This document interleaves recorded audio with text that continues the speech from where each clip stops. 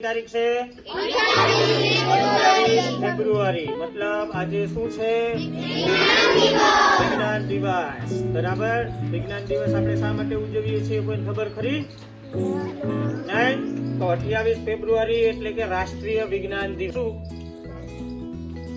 કોઈ ખબર વિજ્ઞાન એટલે શું? તો વિજ્ઞાન એટલે ખાલી પુસ્તકો કે પ્રયોગો નથી કે હાલો ભાઈ આપણે બે પ્રયોગ કરી નાખ્યા, કેમિકલ ઉમેરી દીધા, ભડકા કર્યા એટલે આપણું કાર્ય પૂરું થઈ ગયું. વિજ્ઞાન એટલે શા માટે, કેવી રીતે, એ પૂછવાની હિંમત ને એટલે વિજ્ઞાન. કોઈ પણ વસ્તુ હોય આપણી આંખ સામે એટલે આપણે પૂછી કે શા માટે, આ શું કરવા છે અને કેવી રીતે, એ વિજ્ઞાન. વિજ્ઞાન છે એ પેલા પ્રયોગ કરે, સાબિત કરે અને પછી સ્વીકારે કોઈ પણ વસ્તુ. એમને એમ ના સ્વીકારી લે. લીમડો છે એના ઉપર પ્રયોગ કરે કે લીમડો ઉગે ક્યારે, એના બીજમાં શું હોય, કેવી રીતના અંકુરિત થયો, કેવી રીતના મોટો થાય, અને પછી સ્વીકારે કે લીમડો છે એ એક જીવન વૃક્ષ છે.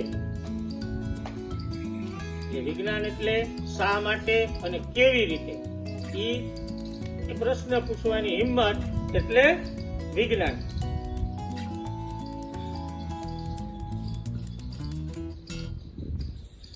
તો આજનો દિવસ છે આપણે સીવી રામન ને યાદ કરીએ. સીવી રામન ભારતીય હતા, કોઈ એમને કહેતા અમેરિકા લેટિન ના હતા, બ્રિટન ના હતા.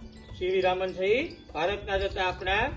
અને આજથી આપણે વિજ્ઞાન દિવસ નિમિત્તે વૈજ્ઞાનિક દ્રષ્ટિકોણ કેળવીએ. બરાબર.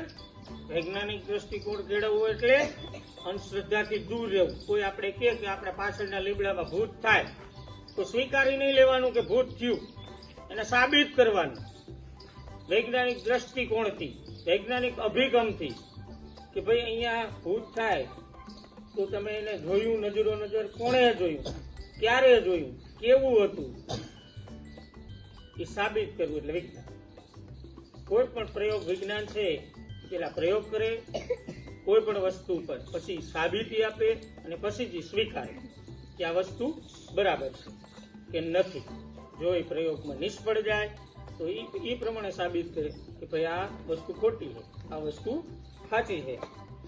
તો આજે આપણે સંકલ્પ કરવાનો છે કે આપણે માનવતાના કલ્યાણ માટે અને પર્યાવરણના રક્ષણ માટે અને ભારતને ફરીથી વિશ્વગુરુ બનાવવા માટે વિજ્ઞાન અને ટેકનોલોજીનો ઉપયોગ કરીશું અને એને જ આપણું સૌથી મોટું હથિયાર બનાવીશું. અંધશ્રદ્ધાઓમાં પડી અને કોઈ વાતોને સ્વીકારી લેવી એમ નહીં. વૈજ્ઞાનિક દ્રષ્ટિકોણ, વૈજ્ઞાનિક અભિગમથી એ વાતોને સાબિત કરવી, એના પ્રયોગો કરી અને પછી જ આપણે એમાં આગળ